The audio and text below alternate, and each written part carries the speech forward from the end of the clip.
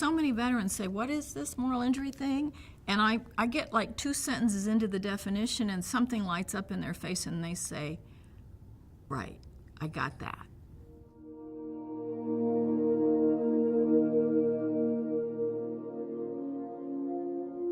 I'm Rita Nakashima Brock. I'm research professor and director of the Soul Repair Center at Bright Divinity School in Fort Worth, Texas, and co-author of Soul Repair, Recovering from Moral Injury After War. I've spent 30 years as a theologian and as a feminist activist, and I've been anti-war since I was 18. I do what I can to prevent war, but once a war happens, we have to deal with the aftermath. And we have to deal with what comes home, and how people come home, and how we make it so hard for them to come home.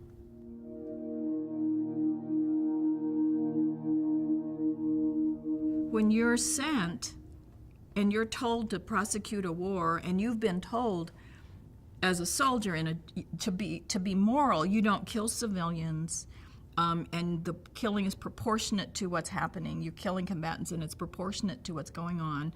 And then you're sent to a country where you're not fighting an army. You're only fighting civilians. Sometimes you're actually having to kill children. That can be extremely morally compromising to your own sense of integrity as a soldier. We're interested in the question of moral injury because it's been confused with PTSD. And post-traumatic stress comes from being in a terrorizing condition and having the inability to calm down from the fear. So you can't sleep, you have nightmares, you have flashbacks. Those are all fear reactions that your brain just does to you. It's not like you can control it with willpower.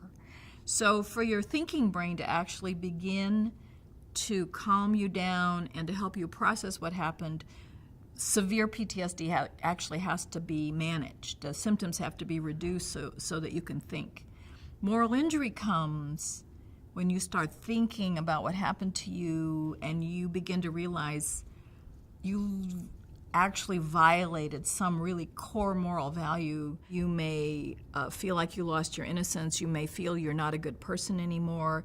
You may feel like you don't deserve to live. There are all these things that come with moral judgments about yourself and about things you've done. That's moral injury.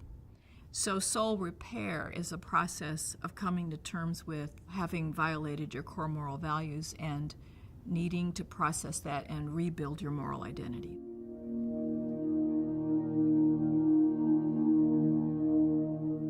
We send troops overseas to fight a war that our government decides it wants to have. And then we declare the war over and we bring the troops home and we think the war is over.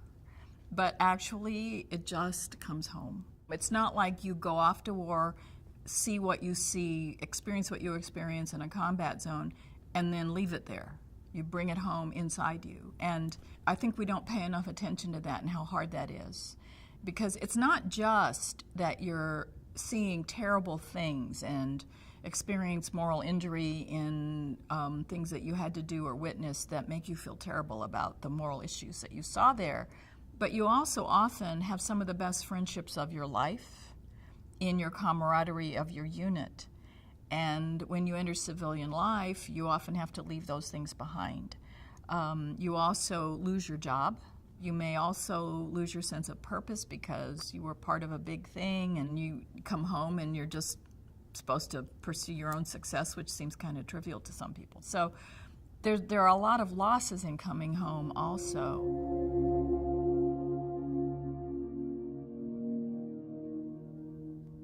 I think some things can't ever be fixed. I think part of the American narrative is violence saves us. It's what the historian Richard Slotkin called the myth of regeneration through violence. And so we have the story of wars that saved the country, but we really don't want to deal with the legacy of what that really means in terms of unresolvable human suffering. It's not like you can make it go away.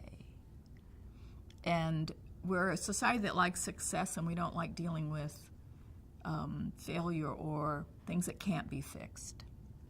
And I just think the aftermath of war, there's a recovery that's possible, but It isn't fixable.